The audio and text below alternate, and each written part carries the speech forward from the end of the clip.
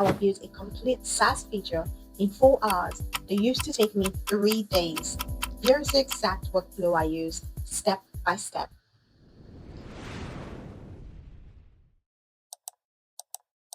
Last week I showed you which AI tools actually work. This week I'm showing you how to use them together in a workflow that legitimately 10x your output. This isn't theory. This is the exact process I have used for the last 60 days to ship 23 features, refactor 12,000 lines of legacy code, and fix 47 production bugs, all while working fewer hours than before. By the end of this video, you will have a plug-and-play workflow you can start using today. We're going through a real example from start to finish. No fluff, just the actual process. Here's the feature I'm building today. A real-time collaborative document editor. Think Google Docs, but simplified. Our requirements. Normally, this would take me about 2 to 3 days. Planning, architecture, implementation, testing, and debugging. Today, I'm going to build it all in 4 hours using AI tool strategically. Let's go! Phase 1, planning with Claude. Time budget, 20 minutes. I never start coding anymore without this step. It prevents so many wrong turns. I open Claude and paste this prompt. Watch what Claude does here. This is why it's worth $20 per month. It gives me 4 different approaches.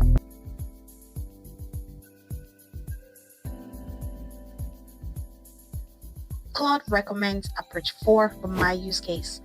It explains that event sourcing gives me version history for free. It's complex enough to be interesting, but simple enough to ship quickly, and there are good libraries to help. This conversation took me 5 minutes and saved me from spending a full day implementing operational transformation, which would have been an overkill for this project. Now I ask Claude the follow-up. Claude gives me a complete data model, a list of event types, and example WebSockets messages. This is my implementation blueprint. Planning phase complete, 18 minutes, and I have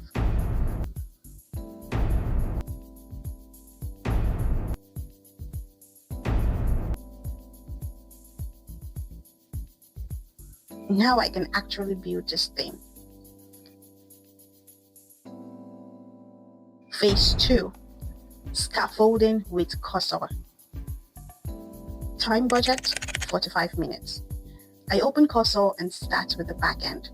I'm going to scaffold out the entire structure, then fill in the logic. I create a new file. Then I use Cursor's Command+A feature with this prompt.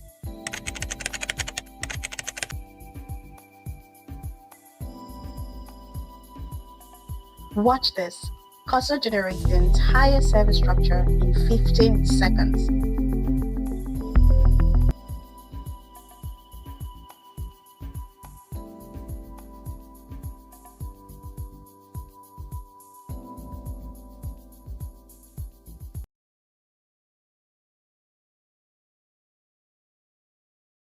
It's not perfect, but it's 80% of the boilerplate done.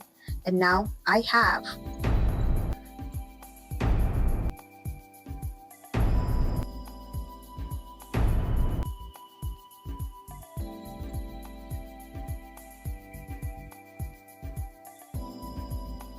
Now, I just need to fill in the logic, but look at what Cursor did automatically.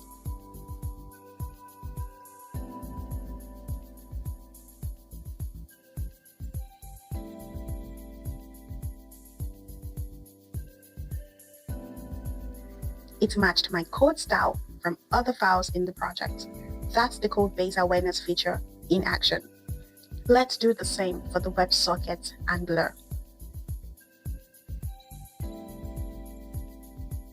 Command+K again and prompt.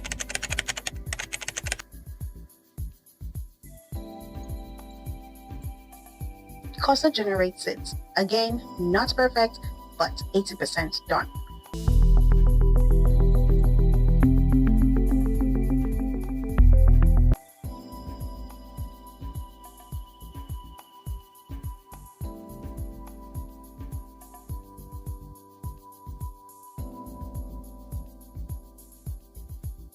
For the front end, the same process. React component structure.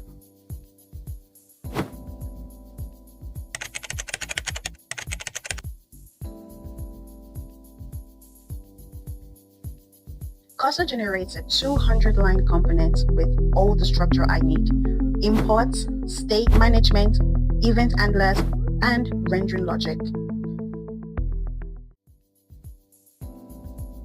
Scaffolding phase complete under 42 minutes, and I have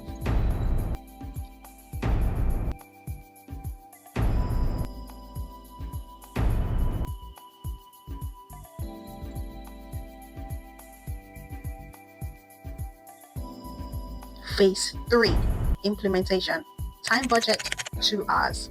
Now, I fill in the actual logic. This is where Cursor and Claude work together. I start with the event application logic. This is complex. How do I take a change event and apply it to the document while handling conflicts? Well, I go back to Claude. Prompt.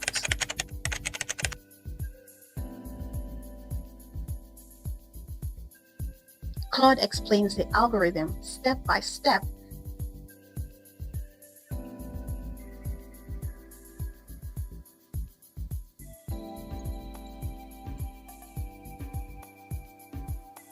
Then I ask for the actual code.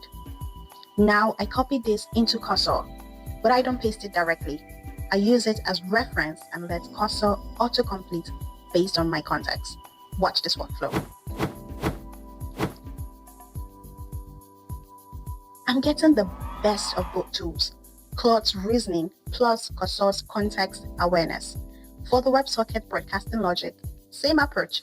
Claude helps me think through the algorithm. Cursor helps me implement it with proper error handling and logging. The front end is where Cursor really shines. Real-time editor updates with Slate.js are tricky. I type the event handler's name. Cursor autocompletes the entire function based on similar patterns in my code base.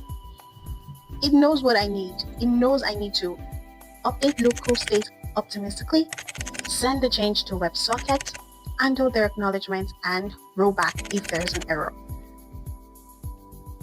Because it's seen me do this pattern in other components. Now, implementation phase is complete, and the completion time is 1 hour 54 minutes. The feature is functionally complete. Now, we just need to test it. Phase 5, testing. Time budget for this, 45 minutes. I open 2 browser windows and start editing simultaneously. And it works. Kind of. There's a bug. When 2 people type at the same time, one person changes sometimes get lost. It happens. Now, time to debug. The old me would have spent an hour with console logs. Now, the new me uses Claude. I copy the relevant code and error logs to Claude. All we have to do is input the prompt. Claude identifies the issue immediately. The problem is in my conflict resolution logic.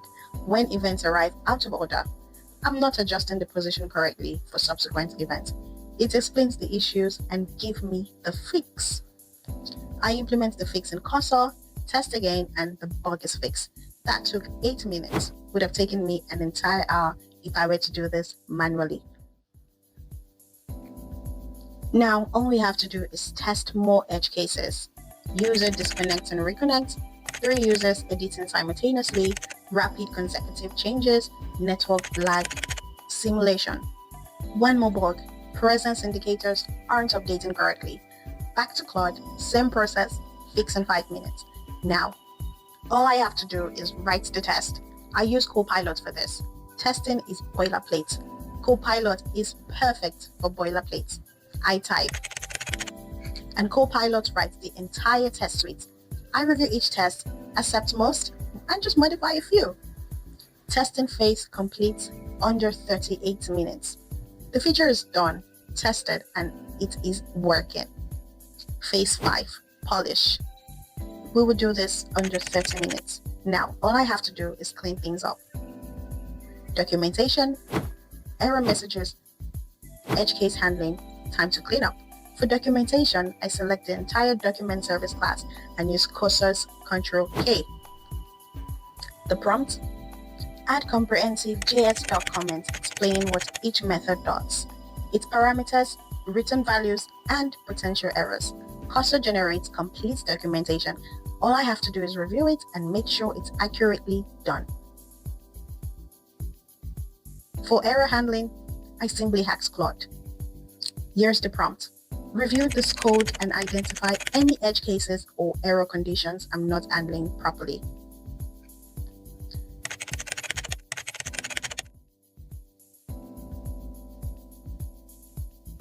Now I fix all 3 issues using cursor, and the total time for this is 22 minutes. Now, time for the results. Let's look at the total time spent. Planning, 18 minutes. Scaffolding, 42 minutes. Implementation, 114 minutes. Testing, 38 minutes. And polish, 28 minutes. A total time spent, 4 hours, 0 minutes. Without AI tools, this feature would have taken me, that's a total time of 16 hours, 2 full work days. I just saved 12 hours. That's 75% faster. But here's what's more important than time saved, the quality. The quality is always better. Claude helped me choose a better architecture than I would have on my own. Cursor's code-based awareness meant the code follows consistent patterns. The debugging was faster, so I found and fixed more edge cases. This is the workflow, not AI replacing you. Like I always say, the job of AI is to amplify you. You are still making every decision. You are still understanding every line of code, but you're moving faster and producing better results. That's the only difference. Here's the workflow summarized.